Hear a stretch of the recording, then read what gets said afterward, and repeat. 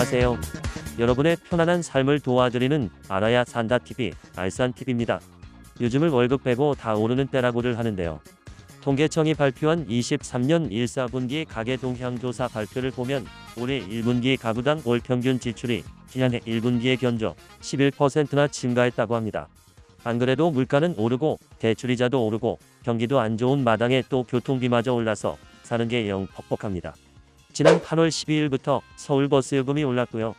다가오는 10월 초부터는 지하철 요금도 오르기로 한 데다가 아예 내년 하반기에 또 한 차례 지하철 요금 인상이 확정됐습니다. 그런데 이렇게 교통비를 올려놓고 미안했던지 국토교통부와 서울시에서 교통비 지출을 줄여주는 소식을 내놨습니다. 오늘은 비슷한 것 같으면서도 조금은 다른 국토교통부의 K패스와 서울시의 기후 동행카드를 깔끔하게 정리해드리겠습니다. 우선 지난 8월 29일 국토교통부가 내년 예산안을 발표하면서 제시한 가칭 K패스를 살펴보겠습니다. K패스는 서민과 청년층의 교통비 부담을 줄이고 대중교통 이용 활성화를 촉진하기 위해 24년 7월 말부터 실시하기로 한 대중교통비 환급 지원 사업입니다. K패스는 서울시의 기후 동행카드와 달리 전국의 대중교통을 대상으로 하고요. 월 21회 이상 사용할 경우 이용 횟수에 비례해 최대 60회까지 사용액의 20%에서 53.3%까지 환급해주는 통합권입니다. 승차요금 1,500원인 서울 시내버스를 하루 2번 타는 것으로 예를 들어 쉽게 1년에 최대로 돌려받을 수 있는 액수를 계산해보면 일반은 21만 6천원, 청년층은 32만 4천원, 저소득층은 57만 6천원까지 돌려받을 수 있습니다. 여기에 또 경우에 따라 카드사 혜택 10%도 받을 수 있고요. 환급 방식은 신용카드 등 부불식 카드는 결제액을 청구할 때 할인된 금액만큼 차감되고 선불식 카드는 할인 금액을 다음 달에 충전해줍니다. 간혹 기존의 알뜰교통카드와 헛갈려 하시는 분이 있는데요. 기존 알뜰교통카드가 보행이나 자전거 이동 거리 등 이용 요건을 충족하기에 불편하다는 지적에 따라 이를 폐지하고 새로 만드는 게 바로 K패스입니다. 그래서 기존 알뜰교통카드와 일반 교통카드를 사용해도 됩니다.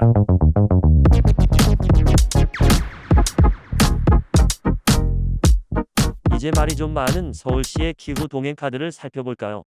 서울시가 내년 1월부터 5월까지 시범 실시 후에 하반기부터 본격 실시하기로 한 기후 동행카드는 월 6만 5천 원으로 서울의 대중교통을 무제한 이용할 수 있는 대중교통 원스톱 무제한 이용권입니다.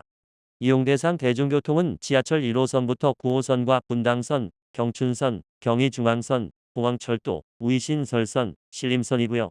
버스는 서울시 노선 면허를 가진 시내버스와 마을버스가 해당됩니다. 특이하게 따릉이도 되고요. 앞으로 나올 리버버스도 가능하다고 합니다. 그런데 기후 동행카드는 몇 가지 제약이 좀 있는데요. 우선 경기버스와 인천버스, 심야버스 그리고 기본 요금 체계가 다른 광역버스와 신분당선은 해당이 안 됩니다. 그리고 인천 도시철도나 의정부 경전철 같은 서울권역 외 도시철도도 안 되고요. 한마디로 서울시의 대중교통만 해당된다는 얘기죠.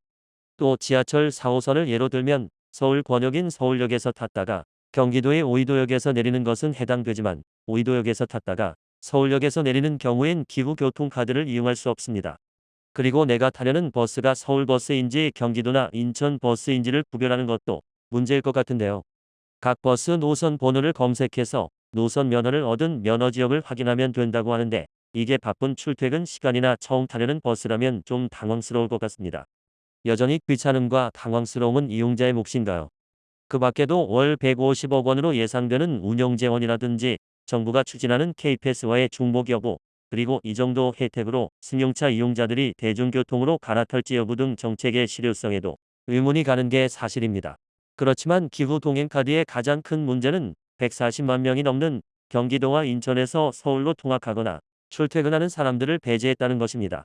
정작 기후 동행카드가 필요한 사람은 서울에서 지하철이나 버스를 한 번만 타고도 통근이나 통학을 할 수 있는 팔자 좋은 사람들보다 기본 요금이 3,000원인 광역버스를 월 20회 왕복 이용만 해도 월 12만 원이 드는 경기도민과 인천 시민이라는 지적이 있습니다.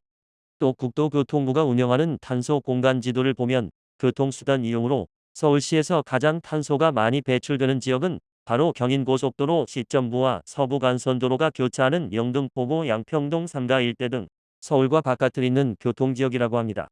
정말로 기후 문제 개선이 필요하다면 서울시만의 해결이 아니라 오랜 시간을 들이더라도 경기도와 인천광역시, 한국철도공사 등 주요 관계기관과의 협의를 통해 완전한 카드를 만들어야 한다는 지적도 있습니다. 그럼에도 불구하고 현재 계획 중인 서울시의 기후 동행 카드는 대중교통을 하루 3회 이상 타는 사람이나 따릉이를 많이 타는 사람, 대중교통을 서울에서만 이용하는 사람, 그리고 지하철과 버스, 자전거 등 교통수단을 다양하게 바꿔 타야 하는 사람들이 이용하면 유리하다고 합니다. 그리고 국토교통부에서 계획 중인 K패스는 한 달 교통비로 81,250원을 넘게 쓰는 사람이나 상대적으로 대중교통 이용 횟수가 적은 사람들에게 적당하다고 합니다. 여러 논란에도 불구하고 기후 동행 카드나 K패스 모두 사용처와 지원 방식이 다를 뿐 고물가와 불경기에 시달리는 국민들을 위한 것은 분명해 보입니다. 그리고 최근의 모로코 지진이나 리비아 대홍수 사태에서 보듯이 눈앞으로 다가온 기후위기에 대처하려는 뜻도 분명합니다. 아직은 시간이 있으니 더 많은 협의와 동행 정신을 발휘해 전 국민에게 도움이 되는 제도가 실시되길 기대해봅니다.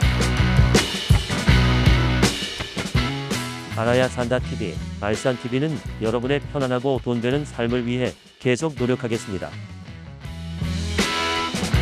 오늘도 끝까지 들어주셔서 감사합니다.